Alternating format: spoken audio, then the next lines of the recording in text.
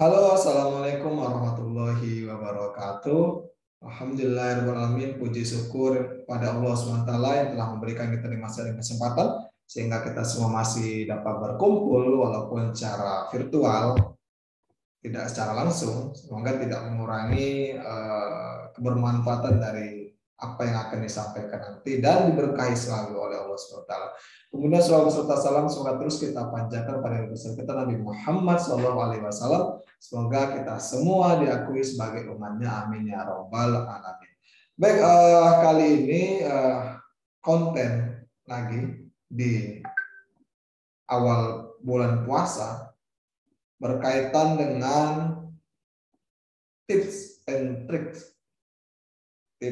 trik seputar ujian skripsi. Nah, jadi ujian skripsi ini diperuntukkan bagi para mahasiswa semester akhir yang sudah menyelesaikan bimbingan pada pembimbingnya, baik itu pembimbing tunggal maupun pembimbing pertama dan pembimbing kedua.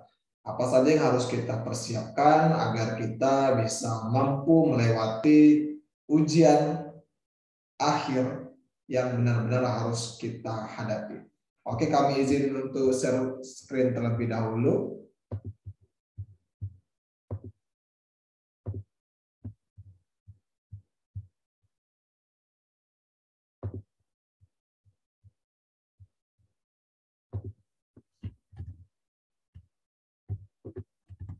Nah, ini untuk persiapan. Pastikan kamu sudah membuat ringkasan skripsi dalam selembar kertas. Jangan sampai adik-adik sekalian yang ingin ujian atau sidang skripsi hanya bermodalkan skripsi yang sudah dicetak. Yang itu sudah banyak, yang itu banyak sekali tempelan-tempelan kecil di pinggir kertasnya warna-warni, itu sangat tidak efisien ya, menurut kami pribadi. Jadi kalau bisa dipersiapkan sebelum hari H, dibaca ringkas skripsi dari bab pertama sampai bab terakhir, bab 5 di dalam satu lembar. Jadi kalau suatu waktu ditanyakan sehingga kita bilang bisa dilihat catatan kita. Bukan kita buka sana buka sini, itu bukan ujian namanya. Itu seperti tahap bimbingan kalau menurut kami. Oke, itu yang pertama. Buat catatan ringkasan berkaitan dengan skripsi yang kalian kerjakan. Kalau misalnya kita mengerjakan skripsi itu sendiri atau bantuan orang lain atau apapun itu, penguji tidak akan melihat siapa yang membuat skripsi kalian, ya kan? Tapi penguji akan bertanya bagaimana bentuk pertanggungjawaban kalian berkaitan apa yang kalian kerjakan. Jadi pada teman sekalian perlu kiranya untuk mempersiapkan diri terutama dalam hal membuat ringkasan dari skripsi kalian. Nah, kemudian apa saja yang harus dilakukan selanjutnya? Ini yang harus dilakukan. Pertama, sarapan terlebih dahulu, jangan sampai nanti pada saat ujian malah kalian itu pingsan karena banyaknya cecaran-cecaran pertanyaan dari para penguji yang kalian itu tidak sanggup untuk menghadapinya. Kekurangan tenaga itu menjadi penting. Sarapan terlebih dahulu. Kemudian minta restu pada orang tua agar diberkahi dan diberikan kemudahan apa yang kalian akan lakukan.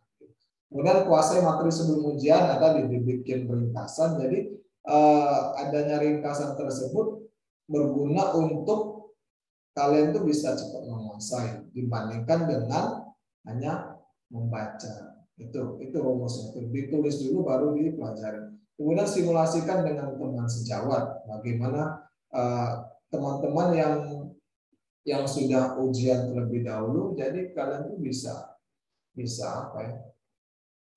untuk persiapan di sini. Jadi sudah ada modal dari keberanian itu sendiri. Kemudian bertanya dengan teman yang telah selesai sidang tadi, simulasi tadi. Bagusnya simulasi itu dilakukan dengan teman yang sudah selesai ujian. Habis itu jika gugup, tarik nafas yang dalam, karena menarik nafas yang dalam itu bisa menenangkan pikiran kita. Kemudian memakai pakaian yang rapi karena kesan pertama penguji melihat kalian itu dari gaya tampilan terlebih dahulu. Optimis, kita bisa melewati, kita bisa menjawab. Habis itu perbaiki cara presentasi, cara menjawab kalian. Nah di sini perlu skill berkomunikasi atau berbicara di depan umum. Jadi jangan sampai apa yang ditanyakan itu tidak sesuai apa yang dijawab, atau bertele-tele atau Google sebagaimana, itu harus dipersiapkan, dilatih.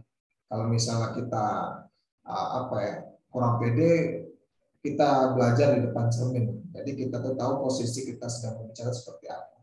Kemudian jawab sesuai apa yang ditanyakan tadi, jangan bertele-tele, pokoknya jawab sesuai apa yang ditanyakan. Nah itu hal yang harus dipersiapkan. Ya. Kemudian garis besar dari pertanyaan sidang biasanya ada dua hal. Yang pertama masalah teknis, biasa masalah penulisan. Kedua masalah substansi atau isi dari skripsi itu sendiri. Nah di sini masalah teknis yang pertama. Pertanyaan yang ditanyakan biasanya pertama masalah rujukan. Itu diambil dari mana sih sebenarnya rujukan itu? Kalau misalnya kita tidak mengambilnya langsung, itu berarti kutipan kan. Jadi misalnya kalau misalnya masa-masa bimbingan, kalau misalnya kita mengutip dari orang kedua, tetap berarti itu menurut orang pertama sebagaimana dikutip dalam orang kedua. Nah itu salah satunya. Itu contoh ilustrasi. Itu masalah rujukan. Jangan sampai apa yang dibuat itu tidak sesuai. Kan? Kemudian penulisan bahasa asing. Biasanya bahasa asing dalam pedoman itu cetak miring, itu bahasa asing. Kemudian kutipan, pastikan kutipan tersebut berkaitan dengan footnote juga misalnya. Kalau misalnya menggunakan footnote, tidak usah menggunakan body note lagi. Itu salah satu teknis yang biasanya sering dipertanyakan. Kemudian masalah spasi, gunakan lihat pedoman ya kan, pada saat bimbingan juga lihat pedoman skripsi, spasi berapa yang digunakan. Contohnya abstrak itu biasanya kalau dalam pedoman itu tanpa spasi, dalam hari ini spasi 1. Itu salah satu. Kemudian margin, lihat pedoman margin, kemudian penulisan ayat, gunakan tools ada di konten channel kami kan, bisa dilihat cara mencari ayat pada tools. Kemudian jenis dan ukuran font yang digunakan, pastikan ukuran fontnya itu jangan sampai berbeda antara isi dan juga font dan sebagainya macam itu. Kalau misalnya fontnya itu Times New Roman, ya gunakan Times New Roman semua.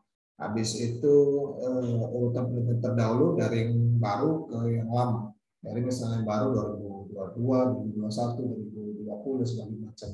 Kemudian juga penulisan keterangan tabel dan gambar, lihat pedoman bagaimana penulisan tabel dan gambar tersebut. Apakah posisi yang berbeda dan sebagainya macam, itu beberapa hal yang ditanyakan. Memang tidak begitu penting, namun itu untuk perbaikan revisi sangat penting agar sebelum dipublish itu sudah benar terlebih dahulu. Kemudian juga penempatan judul subbabnya harus benar di sini penempatannya, jangan sampai beda-beda isinya. Itu makanya solusinya pertama lihat pedoman penulisan skripsi akan mengurangi kesalahan teknis penulisan dan lain-lain. Yang pertama. Kemudian yang kedua lihat referensi penelitian sejenis akan membantu penulisan skripsi adik-adik sekalian. Tapi diingat jangan copy paste, berpikirlah kreatif. Kalau copy paste itu tidak ada tantangan sama sekali, tidak ada sumbangsi kita bagi skripsi itu sendiri. Nah ini masalah teknis ya. Kemudian masalah substansi, masalah yang paling pokok di sini. Jadi beruntunglah bagi adik-adik sekalian yang ujiannya ada di bulan puasa. Jadi intensitas serangan bertubi-tubi dari penguji untuk membantai adik-adik sekalian itu bisa berkurang. Karena bulan puasa harus kurang amaran sebagai macam, itu salah satu nilai poin penting bagi adik-adik sekalian. Kemudian masalah substansi bab 1 biasanya dipertanyakan itu masalah fenomena, ya kan? Fenomena apa sih latar belakang masalah? Kalau misalnya kita mengajukan judul tidak ada masalah, itu sama aja bohong. Itu tidak ada keterbaruan namanya. Jadi harus dicari benang merahnya sebenarnya fenomenanya apa. Dan kalau misalnya kami pribadi lebih menekankan kepada datanya itu bagaimana, itu latar belakang. Kemudian rumusan masalah harus sesuai, karena rumusan masalah harus linear antara rumusan, kemudian juga hipotesis, kemudian juga pembahasan, kesimpulan itu harus linear. Misalnya ada 3 rumusan, semuanya harus juga. Jangan dikurang, jangan ditambah. Itu bab pertama biasanya dipertanyakan. Lalu ini dari pengalaman kami pribadi. Kemudian yang kedua, berkaitan dengan teori yang dipergunakan, grand teori harus ada, jangan sampai definisi semua di situ, dan juga jangan sampai apa yang tidak mendukung dari skripsi kita dimasukkan di situ. Hanya untuk mendapatkan agar halaman skripsinya bisa terbantu, jangan sampai. Kemudian yang kedua, masalah penelitian terdahulu. Di sini gunakan paling tidak 5 tahun terakhir, itu lebih up to date dibandingkan dengan 10 tahun terakhir. Cuma kalau tidak ada lagi 5 tahun terakhir, bisa 10 tahun terakhir. Mana yang lebih terbaru itu kira-kira.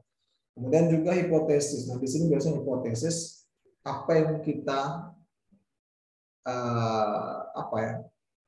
ingin kita sampaikan di sini. Apakah arahnya positif, negatif, atau belum ada arah. Nah, di sini pastikan bahwasanya misalnya penelitian baru, kalau penelitian baru itu belum ada referensi sebelumnya, belum ada penelitian sebelumnya, boleh tidak gunakan arah. Misalnya terdapat pengaruh antara X dan Y, sudah itu saja. Kalau misalnya ada penelitian terdahulu, pilih salah satu yang benar-benar sesuai sama teori yang akan kita gunakan. Misalnya berpengaruh positif, ya sudah gunakan berpengaruh positif. Begitu sebaliknya kalau berpengaruh negatif, gunakan berpengaruh negatif. Dan pastikan kalian tahu perbedaan hipotesis pengaruh positif dan pengaruh negatif, karena berbeda hal kedua hal itu.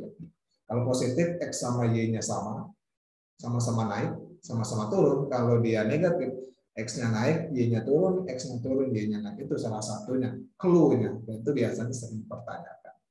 Itu bab 2. Kemudian bab 3 berkaitan dengan penentuan populasi dan sampel, bagaimana tekniknya, rumusnya, sehingga sampai ketemu angka berapa sih jumlah sampel yang akan aku tentukan. Itu harus dimantapkan. Kemudian pengujian yang akan dipergunakan. Nah, ini diuji apa yang kita sajikan di bab 3 itu akan sesuai dengan apa yang akan terjadi di pembahasan. Itu harus linear, karena itu menjadi metodologi penelitian.